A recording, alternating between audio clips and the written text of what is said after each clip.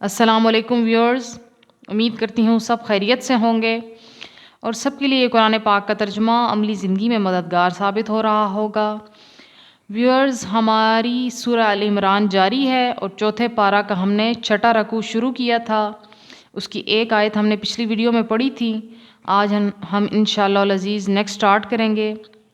پچھلی آیت میں اللہ پاک نے کیا ارشاد فرمایا تھا کہ اگر نبی کی زندگی میں تم نے اسلام قبول کیا ہے تو نبی کی زندگی ہو یا نبی کی زندگی کے بعد بھی تم نے دین اسلام سے نہیں پھرنا ہے، بلکہ اپنے دین اسلام پر قائم رہنا ہے۔ اللہ پاک اپنے بندوں کو کتنی خوبصورتی سے سکھا رہا ہے۔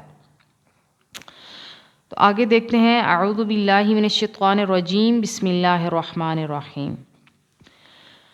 وما کانا، اور نہیں ممکن، لنفسی، کسی شخص کے لیے، تموتا، کہ مرے، الا بغیر، باذن اللہ، اللہ کی اجازت کے بغیر، کتاباً، لکھا ہوا ہے، مؤجلاً، مقرر وقت، وما، اور جو، یرد، چاہتا ہے، ثواب الدنیا، دنیا کا فائدہ، نوتی ہی، ہم دیتے ہیں اس کو، منہا، اس سے، وما، اور جو، یرد، چاہتا ہے، ثواب الآخرتی، آخرت کا فائدہ، نوتی ہی، ہم دیتے ہیں اسے، منہا، اس میں سے، وسنجزی الشاکرین، اور ہم جلد اجر دیں گے شکر گزار بندوں کو۔ اللہ پاک نے بھی یہاں کیا ارشاد فرمایا ہے کہ کوئی بھی انسان بغیر وقت مقررہ کے مر نہیں سکتا۔ اس کی موت کا ایک وقت مقرر ہے، اس کو تبھی آنی ہے کہ یہ ڈرنا چھوڑو، بلکہ اللہ کی راہ میں نکلو اور اللہ کی راہ میں جہاد کرو۔ جب تمہاری موت کا وقت ہے تبھی تمہیں موت آئے گی، چاہے تم بستر پہ سوئے سوئے گزار دو، چاہے تم جنگ کے میدان میں گزارو۔ دنیا کی کوئی طاقت تمہیں مار نہیں سکتی اگر تمہیں موت کا وقت تمہارا بھی نہیں آیا، اور دنیا کی کوئی طاقت تمہیں بچا نہیں سکتی اگر تمہاری موت کا وقت آ چکا ہے تو۔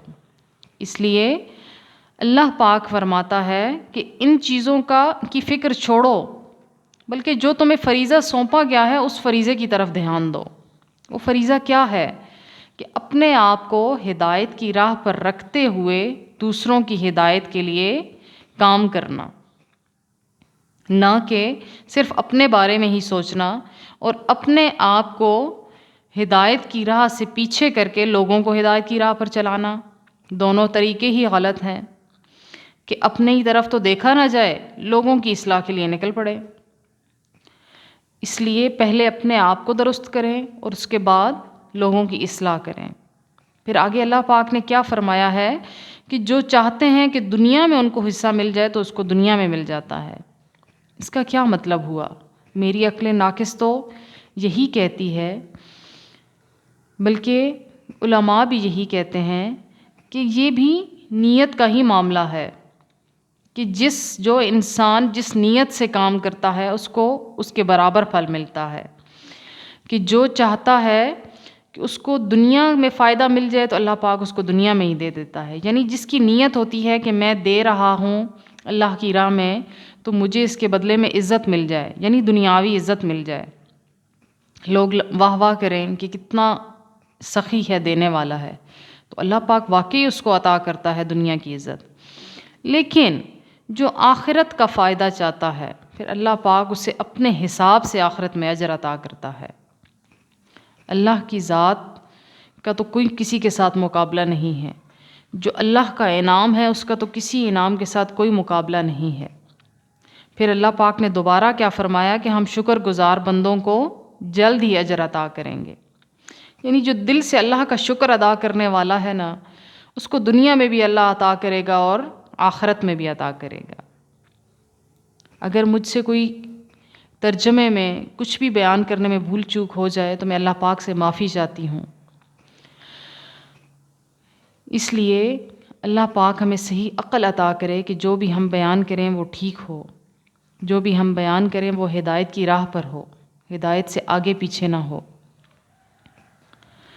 اللہ پاک ہمیں دنیا و آخرت میں بھلائی عطا فرمائے، ہمیں دنیا میں بھی عطا فرمائے اور ہمیں آخرت میں بھی عطا فرمائے، ہماری یہ دعا ہے۔